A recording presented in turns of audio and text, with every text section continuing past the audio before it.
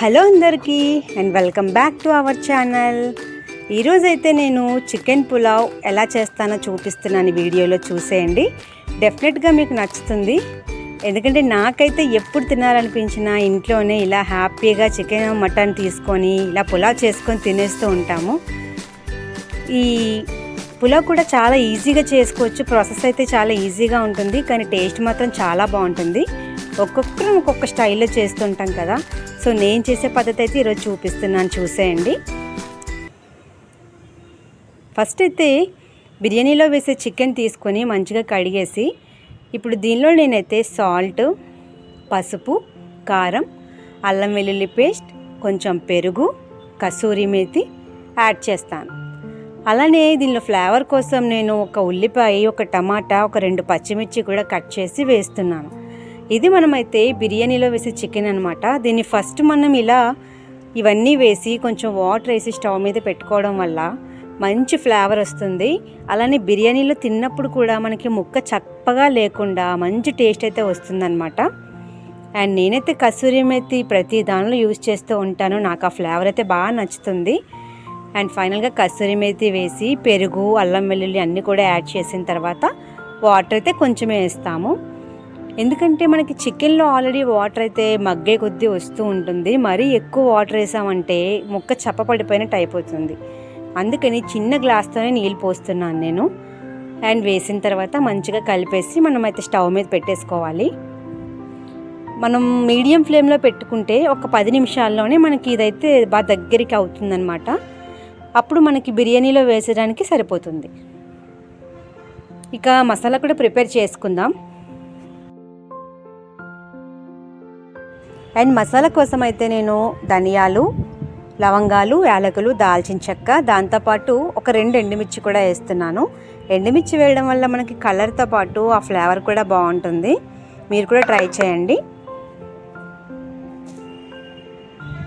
And ఇప్పుడైతే నేను మసాలాకి ready చేసి పెట్టుకున్న మిక్సీ గిన్నెలో ధనియాలు, లవంగాలు, యాలకులు, దాల్చిన చెక్క, ఎండుమిర్చి, దీంతోపాటు పచ్చి కొబ్బరి చిన్న ముక్క కూడా వేస్తున్నాను. అండ్ ఇంకా అల్లం వెల్లుల్లి ముక్కలు, దాంతోపాటు ఒక ఉల్లిపాయ, ఒక టమాటా కూడా వేస్తున్నాను మసాలా కోసమని. మరీ హెవీగా మనం యూజ్ చేయవలసిన మసాలా అయితే జస్ట్ ఇలా సింపుల్గా చేసుకున్నా కూడా టేస్ట్ అయితే మాత్రం చాలా బాగా వస్తుంది. అండ్ ఇప్పుడు ఇందులోనే మనం ఉల్లిపాయ ముక్కలు, టమాటా ముక్కలు కూడా వేసుకొని కొంచెం వాటర్ అయితే యాడ్ చేసుకొని పేస్ట్ రెడీ చేసి పెట్టేసుకుందాము.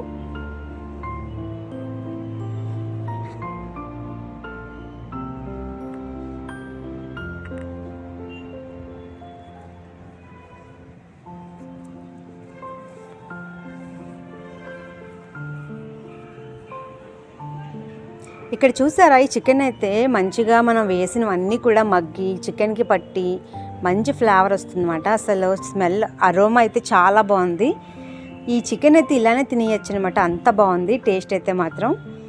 ఇది మనం చికెన్లో వేస్తాం కదా, బిర్యానీలో వేస్తాం కదా. సో ఇది ముక్కలు అయితే రెడీ అయిపోయాయి, పక్కన పెట్టేసుకుందాం. ఇప్పుడు ప్రాసెస్లోకి అయితే వెళ్ళిపోతాము. అండ్ బిర్యానీ చేసే గిన్నెలో మనం అయితే కొంచెం డాల్డా అండ్ కొంచెం ఆయిల్ వేసుకోవాలి. చాలామంది నెయ్యి వాడుతూ ఉంటారు, బట్ నేనైతే తాలింపులో అయితే నెయ్యి వేయను. అంతగా అవసరమైతే లాస్ట్లో ఒక స్పూన్ యాడ్ చేస్తాను, కానీ ఇప్పుడైతే ప్రజెంట్ నేను కొంచెం డాల్డా, కొంచెం ఆయిల్ యాడ్ చేశాను. దీనిలో మళ్ళీ మనకి ఏంటంటే ఆ ఫ్లేవర్ కోసమని ఒక 2 యాలకులు, ఒక 4 లవంగాలు, ఒక దాల్చిన చెక్క ముక్క, బిర్యానీ ఆకు, మరాఠీ మొగ్గ, అనాస పువ్వు, దాంతోపాటు కసూరి మేతి, కొత్తిమీర, పుదీనా, కరివేపాకు ఇవన్నీ తీసుకుందాము. ఫస్ట్ అయితే ఆయిల్లో ఈ మసాలా దినుసులు వేసి ఈ బిర్యానీ ఆకులు కూడా వేసిన తర్వాత బాగా కలుపుకుందాం. ఎందుకంటే ఆయిల్లో ఒక 5 నిమిషాలు వేగాయంటే మంచి అరోమా వస్తుంది, అది బిర్యానీకి మంచి ఫ్లేవర్ ఇస్తుంది అన్నమాట. సో అయిన తర్వాత ఇప్పుడు మనం కట్ చేసి పెట్టుకున్న ఒక ఉల్లిపాయ, ఒక టమాటా కూడా మనం జస్ట్ ఒక 4 ముక్కలు కట్ చేసుకుంటే సరిపోతుంది బిర్యానీలోకి. ఆ ఒక ఉల్లిపాయ, ఒక టమాటా, అలాగే ఒక 2 పచ్చిమిర్చి కూడా వేస్తాను నేను. ఎందుకంటే మనం ఆల్రెడీ మసాలాలో ఒక 2 ఎండుమిర్చి వేసాము, అండ్ చికెన్లో ఒక 2 పచ్చిమిర్చి వేసాం కదా. సో ఇక్కడ ఒక 2 వేసి సరిపోతుంది. మరీ ఎక్కువైనా కూడా పిల్లలు ఉంటే మనకి మళ్ళీ ఫ్లేవర్ ఘాట్ ఎక్కువైపోతుంది అనమాట. సో నేనైతే అలా వేస్తున్నాను. ఈ ముక్కల్ని కొంచెం మనం ఆయిల్లో మగ్గనిద్దాము.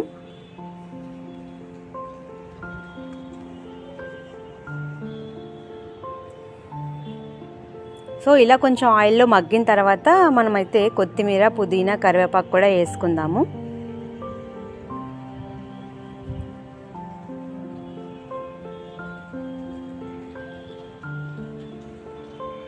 అండ్ ఇప్పుడు ఆల్రెడీ ప్రిపేర్ చేసి పెట్టుకున్న మసాలా పేస్ట్ ఉంది కదా, బిర్యానీ మసాలా పేస్టు అందులో యాడ్ చేసేద్దాం. చేసేసి కొంచెం మనం బాగా ఆయిల్లో మగ్గనివ్వాలి. ఒకవేళ ఆయిల్ మీకు తక్కువైంది అనిపిస్తే ఇక్కడ మనం వేసుకోవచ్చు అనమాట. ఈ మసాలా, ఈ ముక్కలన్నీ కూడా మనకి ఆయిల్లో అయితే ఒక 10 నిమిషాలైనా కానీ వేగాలన్నమాట. అప్పుడే మనకి ఆ పచ్చివాసన అంతా కూడా పోతుంది, ఫ్లేవర్ కూడా చాలా బాగుంటుంది.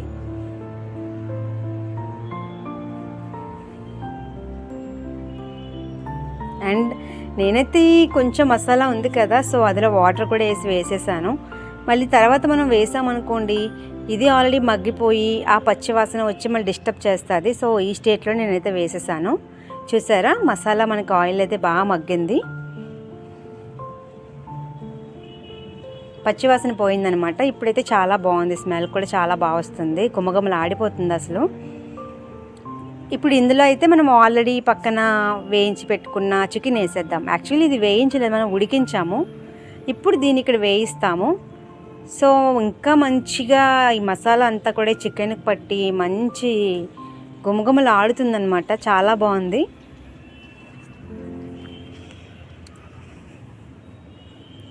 బిర్యానీలో మనకి చికెన్ తిన్నప్పుడు చప్పగా అనిపించకుండా చాలా టేస్ట్ అయితే బాగుంటుంది అనమాట ఇలా చేయడం వల్ల.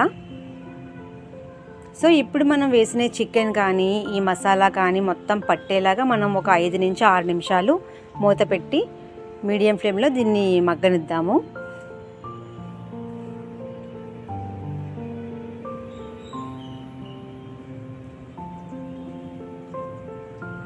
ఇంక ఇప్పుడు ఇలా మగ్గిన తర్వాత మనమైతే వాటర్ వేసుకోవాలి. తెలుసు కదా, మనకైతే 1 గ్లాస్ రైస్కి 2 గ్లాసుల వాటర్ అయితే పోస్తాం కదా. నేనైతే బాస్మతి రైస్ తీసుకున్నాను బిర్యానీ కోసమని. సో 3 గ్లాసెస్ రైస్ కాబట్టి నేనైతే 6 గ్లాసెస్ వాటర్ అయితే వేసాను. 6 గ్లాసులు నీళ్లు పోసి బాగా కలిపేసి మూత అయితే పెట్టేసుకొని మనం ఒక 10 నిమిషాలు ఉంచేద్దాము. వాటర్ అయితే మరిగిపోతుంది.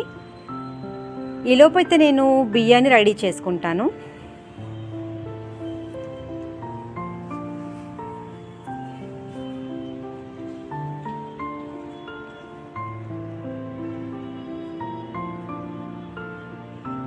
ఇవైతే 3 గ్లాసుల రైస్ అనమాట. అయితే ఇక్కడ నేను ఒక టిప్ యూజ్ చేస్తాను, అది మీకు హెల్ప్ అవుతుందని షేర్ చేస్తున్నాను. నేను చాలా ఇయర్స్ నుంచి యూజ్ చేస్తున్నాను. ఏంటంటే చాలామంది బాస్మతి రైస్ని అలా వేసేస్తూ ఉంటారు, కొంతమంది వాష్ చేస్తారు. నేను ఏం చేస్తానంటే ఒక్కసారి కడుగుతాను, ఒక్కసారి వాష్ అయిపోయిన తర్వాత దీనిలో ఒక 2 నుంచి 3 స్పూన్ల ఆయిల్ వేస్తాను. వేసి బాగా రైస్కి పట్టేలా కలుపుతాను. దీనివల్ల ఏంటంటే మనకి బిర్యానీ ఉడికిన తర్వాత మెతుకు మెతుకు అతుక్కోకుండా పొడి పొడిగా చాలా బాగా వస్తుంది. నేను చాలా ఇయర్స్ నుంచి యూజ్ చేస్తాను. ఇది టిప్ అయితే నాకు చాలా హెల్ప్ అయిందనమాట. సో మీకు కూడా షేర్ చేస్తున్నాను, హెల్ప్ అవుతుందని. అది కూడా రైస్ కూడా ఏంటంటే వెంటనే నేను కడిగానమాట. మనం వాటర్ వేసిన తర్వాత ఒక 5 నిమిషాలు అయిన తర్వాత అప్పుడు నేను వాష్ చేస్తాను. ఎందుకంటే మనం మరీ ముందే చేసినా కూడా విరిగిపోయినట్టు అయిపోతుంది బాస్మతి రైస్ అంటే. కొంతమంది అయితే కడగకుండానే వాడేస్తూ ఉంటారు, బట్ నేనైతే ఒక్కసారి వాష్ చేస్తాను అంతే. అది కూడా వేసే ముందు మాత్రమే వాష్ చేస్తాను. అండ్ అయిపోయిన తర్వాత ఇప్పుడు మనం ఈ వాటర్లో అయితే రైస్ వేసేసుకున్నాము. రైస్ వేసిన తర్వాత ఒక 10 నిమిషాలు, ఒక 5 నిమిషాలు సరిపోతుంది. 5 నిమిషాలు హై ఫ్లేమ్లో పెట్టి మూత పెట్టేస్తాను. ఇలా వాటర్ కొంచెం మగ్గిన తర్వాత ఇప్పుడు మళ్ళీ సిమ్లో పెట్టి మళ్ళీ మూత పెట్టి ఒక 5 నిమిషాలు ఉంచేస్తాను. కరెక్ట్గా మనం చూసుకోవాలి, లేకపోతే మళ్ళీ అడుగు పట్టేస్తుంది అనమాట. ఒక 5 నిమిషాలు హై ఫ్లేమ్లో మూత పెట్టుకోవాలి, ఒక 5 నిమిషాలేమో లో ఫ్లేమ్లో పెట్టి మూత పెట్టుకోవాలి. అయిపోయిన తర్వాత చూసారా, ఇలా కొంచెం వాటర్ ఉందా లేదా అన్నట్టు ఉంటుంది కదా. ఇప్పుడైతే నేను స్టవ్ ఆపేస్తాను. స్టవ్ ఆపేసి అదే స్టవ్ మీద ఒక 10 నిమిషాలు అయితే కదపకుండా ఉంచేస్తాను. అప్పుడు మనకి ఏంటంటే దానిలో ఉన్న కొంచెం తడి తడి ఉంటుంది కదా, అదంతా కూడా ఈ రైస్కి పట్టి రైస్ అంతా చాలా ఈవెన్గా చాలా బాగా అవుతుంది, పొడి పొడిగా చాలా బాగా వస్తుంది. మనం ఏంటంటే ఇంకా వాటర్గా ఉందని స్టవ్ కట్టకుండా ఉంచామనుకోండి, అడుగును పట్టేయడం కానీ లేకపోతే మరీ పేస్ట్లో అయిపోవడం కానీ అయిపోతుంది. సో నేనైతే అలా కొంచెం వాటర్ ఉందేమో లాస్ట్ ఎండింగ్లో అన్నప్పుడు నేనైతే స్టవ్ ఆపేసి ఒక 10 నిమిషాలు స్టవ్ మీద ఉంచేస్తాను. ఇక 10 నిమిషాల తర్వాత చూస్తే మనకైతే బిర్యానీ ఇలా రెడీ అయిపోతుంది. ఇక దీనిలో నేనైతే ఒక హాఫ్ నిమ్మ చెక్క తీసుకొని పైన వేసి కొంచెం కలిపేసి మూత పెట్టేస్తాను. అంతే, మన వేడి వేడి బిర్యానీ అయితే రెడీ అయిపోయిందనమాట. టేస్ట్ అయితే చాలా బాగుంటుంది. మీరు ట్రై చేసి ఎలా అనిపించిందో కామెంట్ చేసేయండి. అండ్ ఫస్ట్ టైం చూస్తే మన ఛానల్ని కూడా సబ్స్క్రైబ్ చేసేసుకోండి.